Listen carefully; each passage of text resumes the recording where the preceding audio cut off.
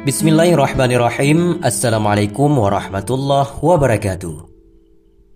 Dan inilah kisah Nabi Hanzalah alaihissalam, salah satu nabi yang pernah hidup di zaman Zulkarnain dan pernah bertemu dengan burung raksasa. Nabi Hanzalah alaihissalam adalah salah satu nabi yang hidup di zaman Zulkarnain. Nama aslinya adalah Hanzalah bin Sifwan dari Bani Israel.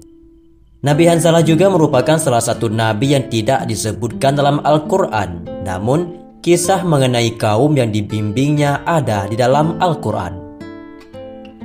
Kaum yang dibimbing oleh Nabi Hanzalah adalah kaum Ashabur Raisy, dan Allah Subhanahu wa Ta'ala mengabadikannya dalam surat Qaf ayat 12. Sebelum mereka yang menentang Nabi Muhammad, kaum Nabi Nuh dan Ashabur Raisy serta Samud, yaitu kaum Nabi Saleh, telah juga mendustakan rasulnya yang masing-masing. Menurut kisah dari Al-Kasai, kota yang ditinggali oleh Hanzalah terdapat sebuah gunung yang bernama Falaj, yang menjadi salah satu tempat burung bernama Angqa. Angqa adalah seekor burung besar yang apabila terbang sayapnya akan menutupi cahaya matahari. Bulunya memiliki warna yang sangat banyak. Lehernya menyerupai leher unta, memiliki 4 sayap, 2 panjang dan 1 lagi pendek. Burung ini sering mengambil beberapa hewan ternak dan hewan yang sudah mati. Disebutkan bahwa burung ini pun memiliki cakar yang sangat tajam, bahkan bisa membawa seekor gajah yang sudah mati. Burung ini awalnya tidak mengganggu kaum Ashabur Raisy, sampai suatu saat burung ini pun mulai memangsa dengan lepas kendali. Burung ini mulai memangsa anak-anak dari kaum Ashabur Raisy, sehingga kaum ini mengadu kepada Nabi Hanzalah. Nabi Hanzalah pun berdoa kepada Allah Subhanahu wa Ta'ala, "Ya Allah, matikanlah binatang tersebut dan putuskanlah keturunannya." Allah Subhanahu wa Ta'ala mengabulkan doa Nabi Hanzalah. Seketika burung Angqa pun terbakar, sehingga tidak ada yang tersisa lagi di muka bumi ini. Kejadian ini terjadi sebelum Nabi Hanzalah diutus oleh Allah untuk mengajak kaum Ashabur Raisy beriman. Lalu, siapakah sebenarnya Ashabur Raisy ini? Menurut Qisas Al-Anbiya yang ditulis oleh Ibnu Katsir, kaum Ashabur Raisy ini merupakan salah satu kaum yang ada di daerah Yaman. Kaum ini sering disebut kaum meras. Nabi Hanzalah diutus ke kaum ini untuk memperingatkan dan mengajak mereka agar beriman kepada Allah Subhanahu wa Ta'ala. Kaum meras merupakan kaum yang tidak menyembah Allah. Mereka menyembah salah satu pohon sanobar yang bernama Syahdirakh. Syahdirakh itu sendiri memiliki arti raja pohon. Mereka menyembah pohon itu karena pohon itu dianggap sebagai hayat al-ilahiyah, yaitu kehidupan ketuhanan. Meskipun sudah Allah peringatkan dengan adanya burung Angqa, mereka tetap menyembah pohon itu. Alasannya mengapa mereka menyebut pohon itu hayat al-ilahiyah, karena pohon itu awalnya ditanam oleh salah satu anak Nabi Nuh yang bernama Yafith bin Nuh. Yafith bin Nuh menanam pohon ini pasca badai topan di tepian mata air. Mata air itu pun disebut Raushan Aub. Kemudian mata air ini yang mengalir desa kaum meras. Kaum meras memiliki 12 desa. Di antaranya adalah Oban, Odzar, Desadi, Bahman, Isfan, Farwadin, Ordi, Bashat, Khordad, Murdad, Tir, Mihar, dan Syahriwar. Lalu kaum meras pun mengikuti apa yang dilakukan anak Nabi Nuh itu. Kaum meras pun menanam pohon sanobar di tiap desa dan mengairinya dengan irigasi yang berpusat pada inti pohon sanobar Yafith. Kemudian mereka menyangka bahwa pusat dari pohon sanobar yang terdapat mata air yang mengalir itu adalah sumber kehidupan Tuhan yang turun dari muka bumi. Sehingga mereka mengharapkan diri untuk meminum dari air tersebut, baik untuk diri mereka sendiri ataupun untuk ternak. Bahkan mereka membuat peraturan barang siapa yang meminumnya maka akan dibunuh. Mereka menjadikan air itu sebagai sumber kehidupan Tuhan, dan pohon sanobar sebagai inti dari kehidupan Tuhan juga dianggap sebagai pohon yang berisi roh Tuhan yang harus disembah. Jelas sekali ini bertentangan dengan konsep ketuhanan yang diajarkan sejak zaman Nabi Adam dan seterusnya. Kemudian Ras sering mengadakan acara sehari dalam 1 bulan yang dijadikan sebagai hari besar untuk membuat persembahan di tiap desa. Pada hari besar itu mereka akan membawa beberapa hewan ternak untuk disembelih dekat pohon sanobar tersebut. Mereka menyembelih pohon itu untuk dijadikan tanda bahwa Tuhan butuh salah satu pengorbanan agar setiap doa dan harapan dikabulkan. Setelah mereka menyembelih, mereka pun membakarnya.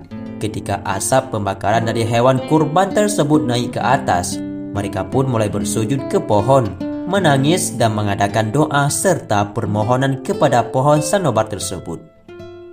Saat kaum Ras berada di puncak hari besarnya yang bernama Isfandar, dan setelah kekafiran mereka berlangsung lama, Allah Subhanahu wa Ta'ala pun mengutus Nabi Hanzalah untuk mengajak kaum ini beriman kepada Allah Subhanahu wa Ta'ala dan meninggalkan kesyirikan yang telah mereka perbuat.